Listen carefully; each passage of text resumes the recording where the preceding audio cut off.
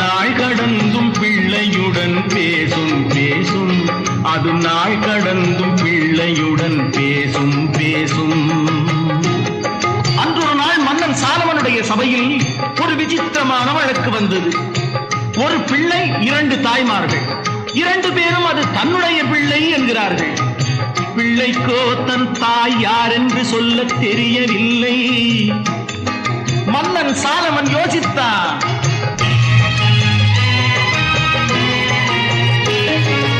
ஒரு தாயார் பல பிள்ளை பெறுவதுண்டு, 2 தாய்க்கு ஒரு பிள்ளை வருவதுண்டு.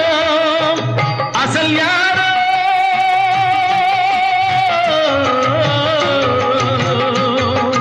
நகல் யாரோ,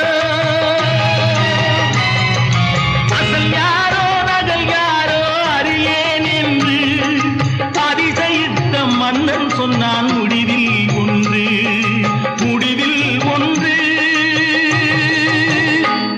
2 பேருமே இது தன் பிள்ளை என்பதால் யாரிடம் ஒப்படைப்பதென்று தெரியவில்லை. ஆகவே காவலா, இந்த பிள்ளையை ஆளுக்கு பாதியாக கொடு என்றார். காவலன் சென்றான்,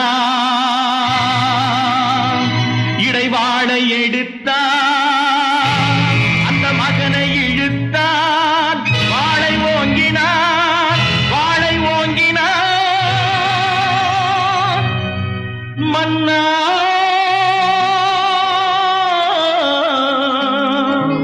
மன்னா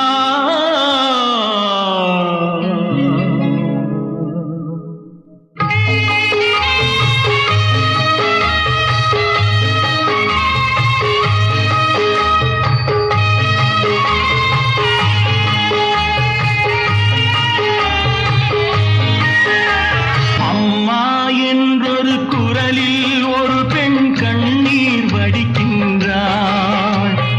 இன்னொரு பெண்ணோ வாளை கண்டும் புன்னகை புரிகின்றாள், புன்னகை புரிகின்றாள். ஆதி கொடுங்கை என்றே அவளோ மன்னனை கேட்கின்றாள். மன்னா வேண்டாம் என்றே இவளோ மன்னனை தடுக்கின்றாள். இந்தா என்றவள் அந்த பெண்ணிடம் மகனை தருகின்றாள். இவள்தான் உண்மை தாயென மன்னன் சாலமன் முடிக்கின்றான்.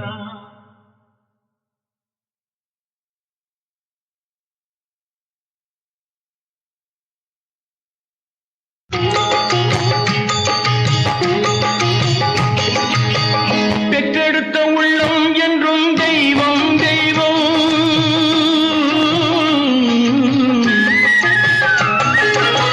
பெற்றெடுத்த உள்ளம் என்றும் தெய்வம் தெய்வம். அது பேசுகின்ற வார்த்தை என்றும் மௌனம் மௌனம். ரத்தத்துடன் சேர்ந்ததந்த பாசம் பாசம். அது நாள் கடந்தும் பிள்ளையுடன் பேசும் பேசும். அது நாள் கடந்தும் பிள்ளையுடன் பேசும் பேசும்.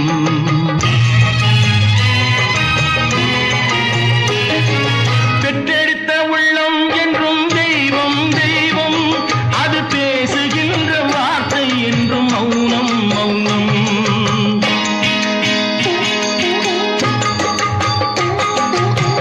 சக்தி வடிவானவளே அன்னை அன்னை.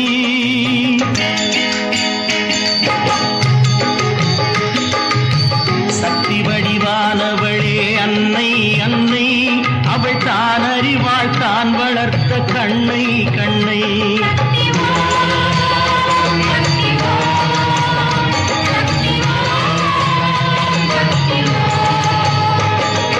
பக்தியிலும் அன்னை தான் முதலில் தெய்வம். இந்த பார்முழுதும் அவள் வளர்த்த செல்வம் செல்வம்.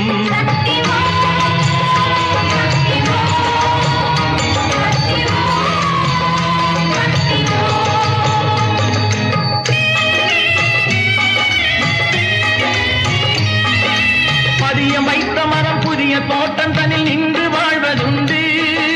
புதியதாக வரும் உறவு யாவும் அதன் சொந்தமாவது